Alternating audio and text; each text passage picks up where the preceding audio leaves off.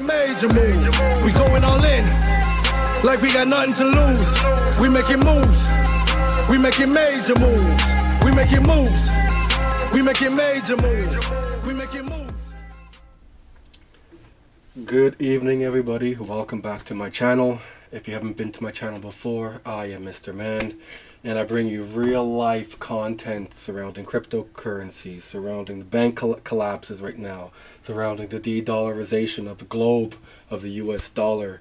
And now we're about to get into some heavy stuff here. I'm about to give you guys the game plan of what these individuals are doing and who these individuals are, but mainly what these individuals are doing, okay? Because they tell you exactly what they're doing. So I'm going to show you, okay?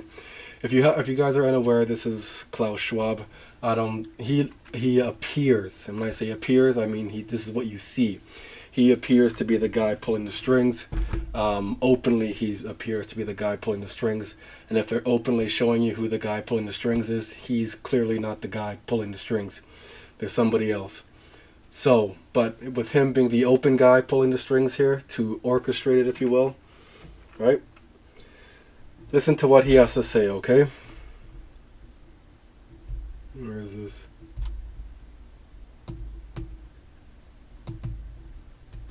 I don't know how it will play out in November, but what we know is that we will end up with many more unemployed, and particularly also people in the grey economy, which are not counted for, who lose their jobs. So we will see definitively a lot of anger already now, but probably increased by the end of the year, because this crisis will be with us until we really have found a remedy.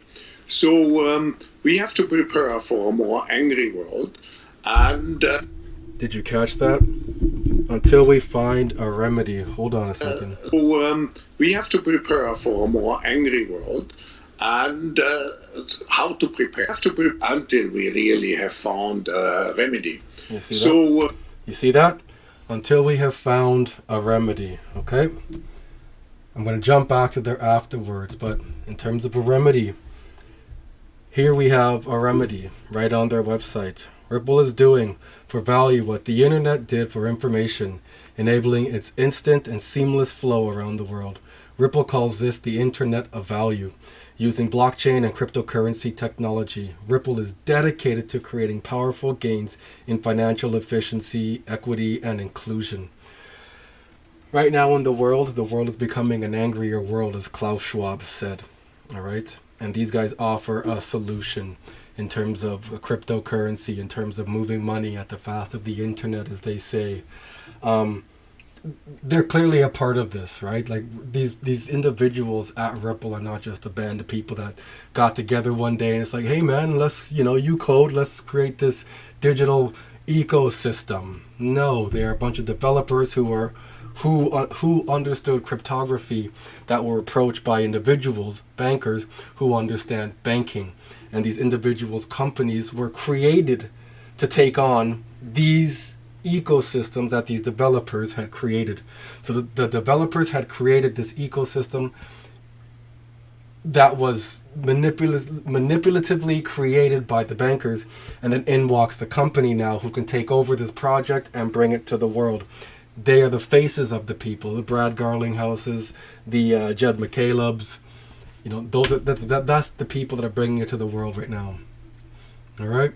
Let me show you what's going to happen to the world in regards to an angrier world. If you live in the States right now, I feel sorry for you guys. And what you should do is look to the east.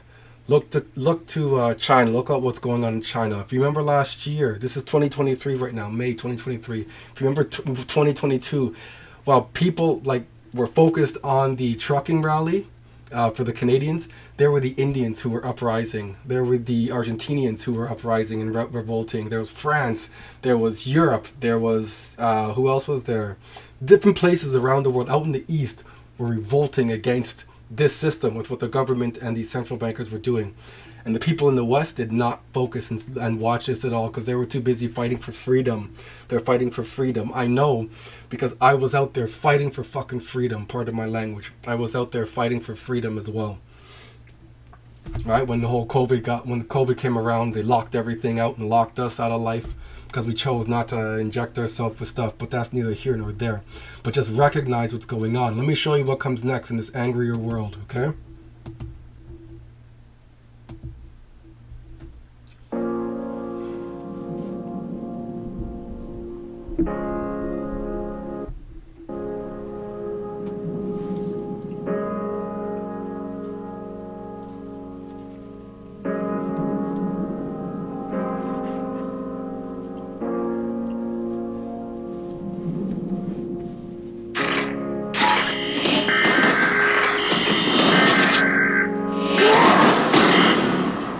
Tonight allows people a release for all the hatred and violence that they keep up inside them. Why don't you guys kill someone tonight? Because we don't feel the need to, Johnny. Just remember all the good the Purge does. We'll be fine just like always, no worries, okay?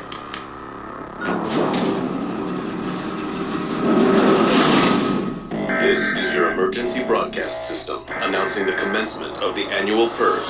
At the siren, all emergency services will be suspended for 12 hours. Your government thanks you for your participation. Help me! Someone, please, help me! I just need to get someone safe. Does anybody hear me? Let's go! This way! This way, hurry! Why did you let him in our home? We have no idea who's after him.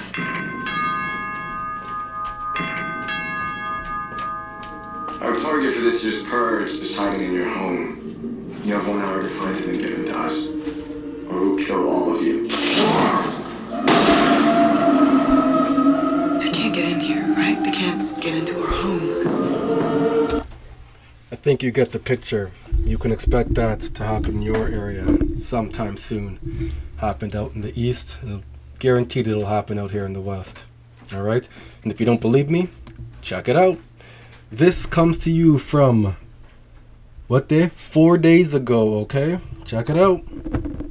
One of the nation's preeminent retailers asserting scenes like these are growing more common around the country. Target saying they lost an estimated $763 million in lost and stolen inventory last fiscal year, and that they expect crime-fueled inventory losses to jump by another $500 million this year. The company's CEO spelling out the struggle on an earnings call this week. Theft and organized retail crime are increasingly urgent issues, impacting the team and our guests and other retailers. The unfortunate fact is, violent incidents are increasing at our stores and across the entire retail industry. Headlines of major stores closing in San Francisco with employee safety considered. And now the mayor of New York City, Eric Adams, announcing a comprehensive plan to tackle the 44% uptick in retail theft in his city last year. Did you hear that? 44% uptick in retail theft. In the Purge, you saw everything was down 1% at that point. When it was life was grand, money was free flowing. Now money is tight. Things sitting at, inflation is sitting at 15, 16, 17, maybe 20%, depending on where you live. That's how high things are going in terms of the value and in terms of its cost.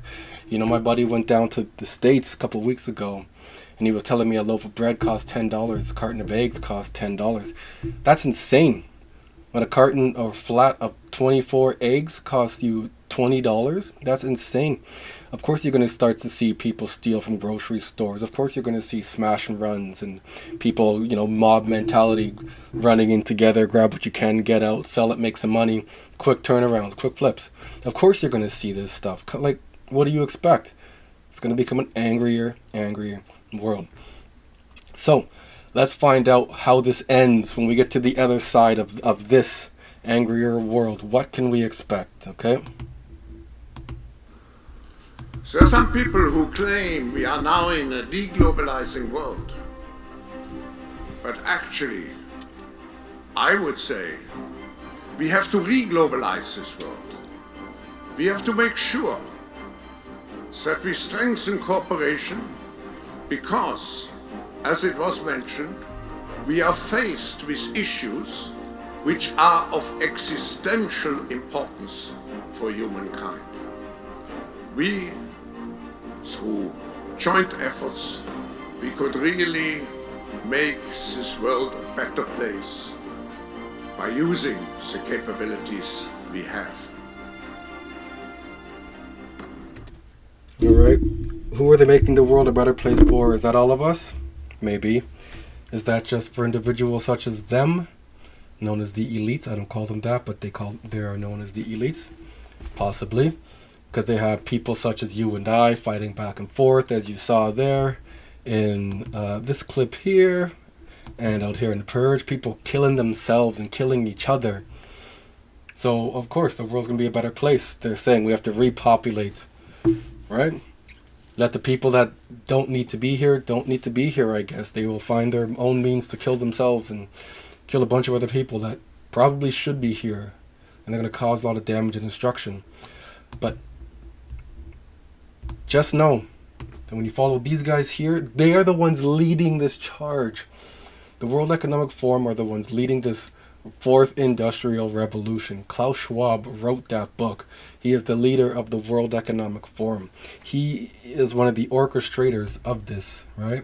The face orchestrator.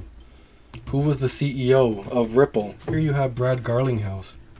Brad's the CEO of Ripple and a member of the board of directors. Prior to Ripple, Brad served as the CEO of file collaboration service Hightail. Previously, he was president of consumer application at AOL from 2009 to 2012 and held various positions at Yahoo from 2003 to 2009. Okay, so not just Brad Garlinghouse, you also have this young man here, crypto billionaire Ripple founder from the same lineage there. Jed McCaleb's nonprofit lent money to Genesis.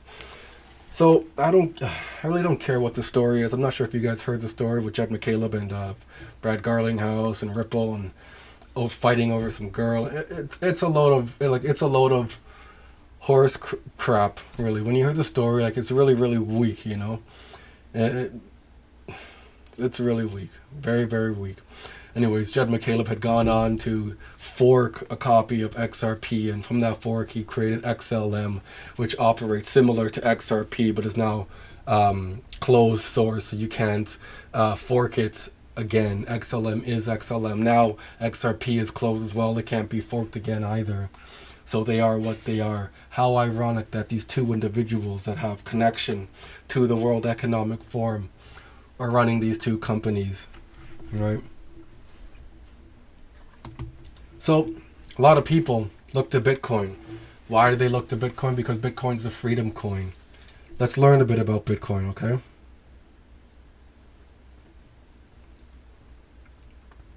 I know a lot of you guys know about Bitcoin already, but I'm just trying to break the story down here for you guys, okay? Here, what is Bitcoin? In 2010, financial history was made when someone bought a pizza. You haven't heard about the groundbreaking event? Don't worry, you're not alone. Wow, someone bought pizza with a cryptocurrency. Cryptocurrencies aren't actual currencies, and Bitcoin is being treated as a currency, which is unfortunate because it's pegged to a currency, and that's what gives it its value.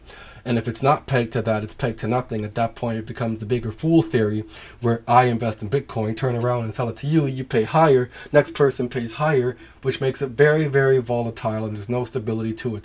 1 Bitcoin equals 1 Bitcoin. Yeah, people say that, but that 1 Bitcoin could be 30,000 one day, 10,000 the next day, 50,000 one day, 45,000. It just moves. It's not stable. You're not going to find Bitcoin on the World Economic Forum page. Do I agree with the World Economic Forum? Of course not. But I see what they're doing, and I'm going to capitalize on it. Right? I'm not stupid. Rosie Rio is the treasurer of Ripple. The treasurer? No, she's on the executive committee, sorry. She was the treasurer of the U.S. Treasury. And she keeps saying, since she joined Ripple, the train has left the station. You are not stepping in front of that train and derailing it. You either step aside, hop on, or your ass will get in front of it and you will get run over and left. What do I do with my Bitcoins? You can spend them either on the internet at places such as WordPress and Reddit, or at establishments that accept the currency. Who accepts Bitcoin? Can you go to McDonald's and pay with Bitcoin right now? Can you go to Walmart and pay with Bitcoin right now? Can you go to Target and pay with Bitcoin right now? Can you go to a grocery store and pay in Bitcoin right now? Are they accepting Bitcoin at grocery stores right now? Is that what you're doing? Are you using Bitcoin right now to buy and sell things? Or is it too volatile? You don't want to get rid of your Bitcoin right now because it's not like money at all. Right? You're not paying your rent with Bitcoin. You're not paying your mortgage with Bitcoin. You're not. Maybe you are. I highly doubt 90% of the Bitcoin holders are. When you want to turn your Bitcoin into real money, you see this? Into real money, it's on the World Economic Forum, you trade them on an exchange. While you're unlikely to be able to use them at your local grocery, look at this. Yet some say it's only a matter of time. We're at a precipice now and I still don't see it being adopted at a grocery store. I go to Walmart sometimes to grab some food.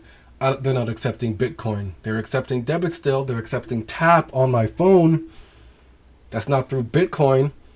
I can use apps which I can tap my phone, pay for something in my cash and get Bitcoin back, but they're not accepting my Bitcoin. So I take Bitcoin and I convert it into cash, Canadian dollar, and then from there I go to an exchange and I buy myself real cryptocurrencies, real assets. I don't play around with this baby chump crap here. There's now a Bitcoin Visa debit card which makes spending them easier. Spending your Bitcoin. You don't even know how many Bitcoin you're spending when you're using your Visa card at that point. You don't have to understand the You don't have to understand the process of Bitcoin in order to start using it. After all, few understand the inner workings of the banks. All right? So that's Bitcoin. You don't have to understand it, apparently. So, we were talking about an angrier planet earlier.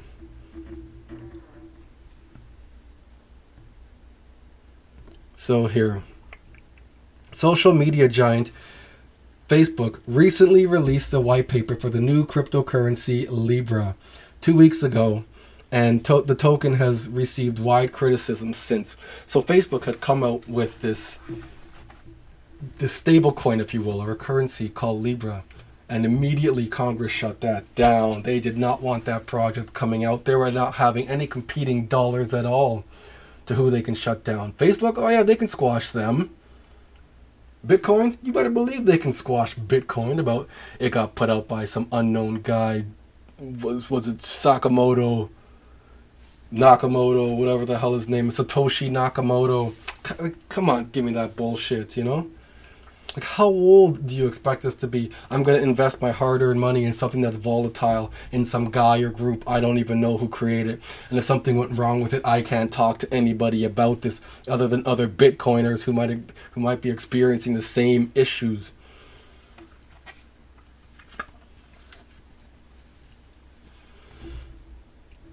Today's video is going to be hot, man. All right? The narrative. What narrative are we in right now? In 2020, Bitcoin will consume more power than the world does. All right? This is on the World Economic Forum, man. I'm just showing you guys the play here, what they're doing. Look at this. Less than Bitcoin, more than Bitcoin mining. So look at all these gray. Look at all these Bitcoin mining in this gray area there. What does that say? Electricity consumption versus global Bitcoin mining electricity consumption. Look at this. That's a lot of that's heavy stuff. All right, look at Bitcoin. This is the narrative. Whether it's true or not, I do not care. I do not care.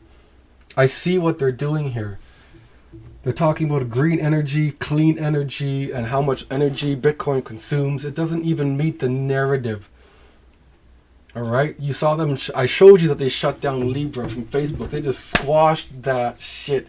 And you think they're going to let some Bitcoin energy consumption thing come into play now when energy seems to be... What do they say? Energy, greenhouse gases is causing all these carbon emissions, which is causing climate change. You don't believe me? You think I'm making shit up? Read their stuff. Read their stuff. What is climate change? Climate change refers to a long-term shift in temperatures and weather patterns. Such as shifts can be natural due to changes in the sun's activity or large volcanic eruption. But since the 1800s, human activity have been the main driver of climate change, primarily due to the burning of fossil fuels like coal, oil, and gas. Fossil fuels. All right. Causes and effects of climate change. Fossil fuels, oil, and gas are by far the largest contributor to global climate change, accounting for over 75% of global greenhouse gas emissions and nearly 90% of all carbon dioxide emissions. Whether this is true or not, I don't give a shit. All right? Look at this. Look at this. Without... Is that the one there? No, that's not it. That's Bitcoin anatomy. I guess I passed it already. Oh, thank you. I had a cheeseburger brought down for me. But, yes. Bitcoin uses heavy greenhouse gases. All right, we read that there. Look at Bitcoin's consumption here. Kilowatts per hour. Used per transaction. This raises important questions as to the cost benefits of Bitcoin, not only to users, but for the rest of the planet. As most of the world still relies on coal, gas, and oil to produce electricity, I just read you this exact thing in terms of consumption. The use of energy consumption algorithms to drive the Bitcoin mining process means we are burning fossil fuels just so transactions can happen. I do hope you guys see what I'm trying to show you here, right? The narrative right now is clean, green energy. They want electric vehicles. They want solar panels. They want renewable energies, renewable, sustainable. Those are the buzzwords. Bitcoin is the opposite of that. You see them saying what greenhouse gases are. You see them saying what causes greenhouse emissions. Bitcoin fits that narrative. And if they wanted to, they could get rid of it the same way they did to Libra. Do you honestly believe? Does anybody believe? Realistically speaking, put your big boy fucking nuts, your pants on and let your nuts swing. Do you honestly believe if these individuals didn't want Bitcoin to be around, they will make it disappear? Like, let me show you. Okay? Is it this here? No. This. Okay? Freedom Convoy. Why Canadian truckers are protesting in Ottawa. This is the setup. This is the setup here, okay? I wanted to go to this, but I'm glad I didn't. Because things began to make sense after this. After a long week drive across Canada, a convoy of big rigs has arrived in the national capital to protest vaccine mandates and the COVID-19 measures. Organizers insist it will be peaceful, but police say they're prepared for trouble. It was very, very peaceful. Very, very peaceful. Okay, so what happens next? Banks are moving to freeze accounts linked to convoy protests. Here's what you need to know. So that's the spook. That's the boogeyman, if you will. Oh my God, banks are going to freeze bank accounts. We can use crypto. We can use Bitcoin. Bitcoin is like money. We can use Bitcoin. That's what we can do. We can free ourselves from these dollars and just use Bitcoin. All right, Canadian sanctions. 34 crypto wallets tied to trucker freedom convoy.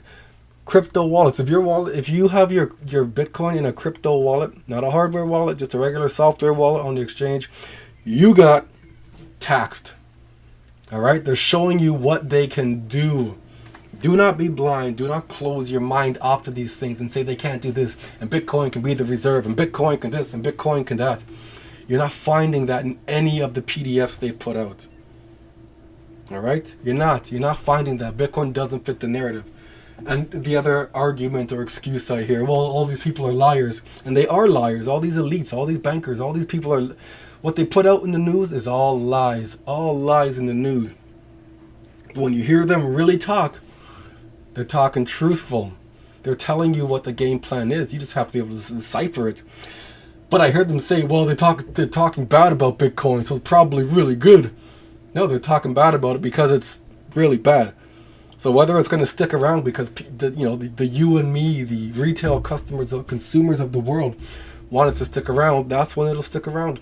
That's the only reason why it'll stick around. Other than that, they could care for it, but just know that you can be taxed on it. You can get sanctions on that for you. People are afraid of Ledger right now because Ledger has a second partition on their their cold wallets. Yeah, why? Stable coins, right? In Canada, stable coins have been removed from the exchanges unless you're a regulated exchange that you can hold a stable coin on there now. Stable coin is going to be is working there. Congress in the U.S. is working on a bill right now with the with regards to stable coins, and once that bill comes out, you better believe you're going to hit the G7 come out this summer and talk about it, and then eventually it'll hit the G20 and they will get this out. The global communication can now exist after the G7 had said, okay, they're giving the thumbs up on this stuff, right? Now we can get to the G20, the global web of things, if you will.